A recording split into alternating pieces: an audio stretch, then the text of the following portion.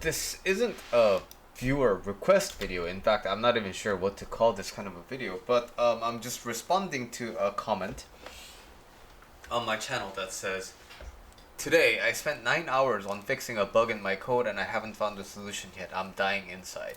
And I really relate to this because as a software engineer, this is something that happens very commonly.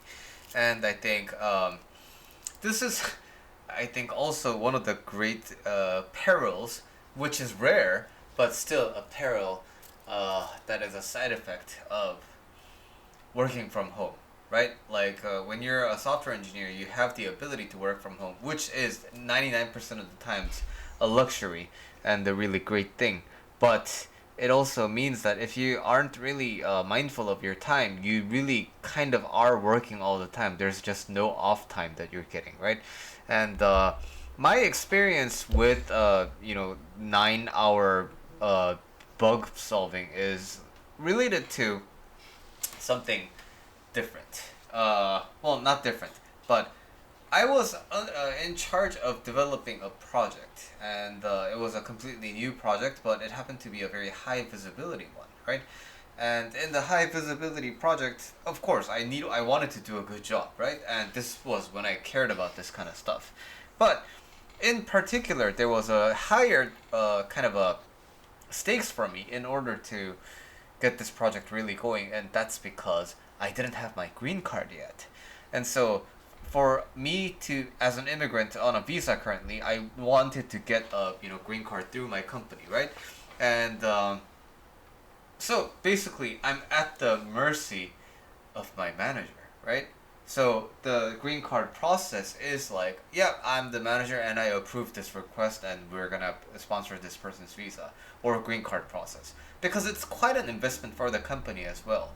So I gotta be proving my worth, right? I gotta be like, you sponsor me, you would be doing a great thing for the American economy. But, so, I mean, I still believe I am a great asset to the American economy, but at the same time, being pressured to prove it is a completely different kind of a pressure, right? And my problem was that it was really hard to tell whether it was a my code problem or an infra problem. So because of this wild ambition to prove my worth to the overlords, we made so many bleeding edge tech choices.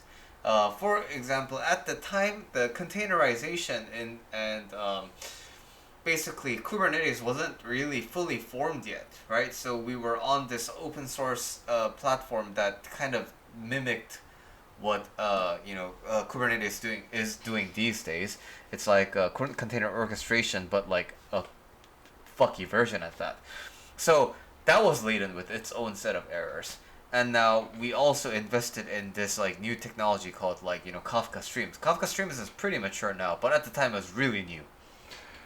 But we want it to be like real time, right? Which fucking sucks. Well, you don't need real time.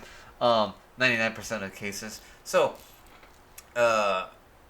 we are working with this software that's developed on this new platform, and so I'm writing the code, and I can't tell. It's just not working. So I can't tell if it's my code or if it's a bug, because if it was a mature software, then I would be like, you know what, this is a bug, and then I can file a report and a blah blah blah. Or like there's like a customer support where I can ask questions like, oh crap, I messed up here, sorry, and things like that, right? But at the time, bugs were very common and undetected bugs were very common.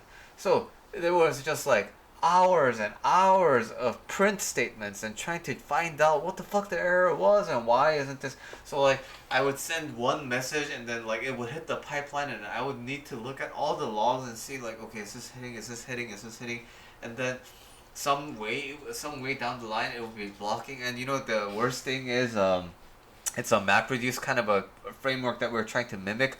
So I need to check the reducer code and like, okay, so this key got reduced to this, and then so let me check the stack, and then I went many days without sleep like at all. Just like I just worked 24 hours because I really, really wanted to get this down the road. Well, uh, eventually the project was deemed like we can't launch this, and so there was a complete rewrite of the software using well-known tools, which was, I think, in at the time I was so salty because I did all this work and then now they were just gonna scrap it. But at the same time, to be fair, I yeeted myself out of that project, and that's when I had my depression. That's when I was prescribed antidepressants because I was like, wow, is this life? Is this am I just do I just have to live like this forever? That doesn't sound exciting at all. And so it introduced me to a very dark time in life, and it introduced me to really assess what the value of my life is. Like, and that is when I really learned that I really would like to be a free man, not bound by anything. And so I work at a pretty good company, right? Disney is a wonderful place to work at, like by all measures. But at the same time, because of my mental construct, because I was looking at work as a place where I needed to do things, right? It became like a really bad place for me at the time. But I've since then I've learned to look at things a lot differently. But I guess why I'm sharing this whole really technical story with you is, if you're looking at code for 9 hours, first of all, it's really good idea to take a break, because not just because of your mental health, but uh, stepping away from the computer actually gives you a lot of breakthroughs. And I'm sure you know this as a software engineer already.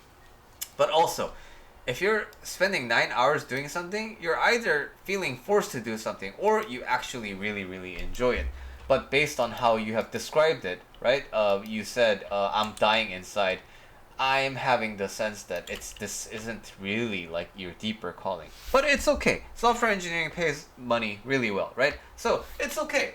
Just make the money here, but at the same time, this might be a really good time for you to look at what you really enjoy doing in life and start pursuing it. For me, life coaching wasn't supposed to be this thing like that I really do a lot, right? But still, I made incremental investments in it, and then here I am. And that's how things generally go when you have a plan. And I would love for you to have that in your life.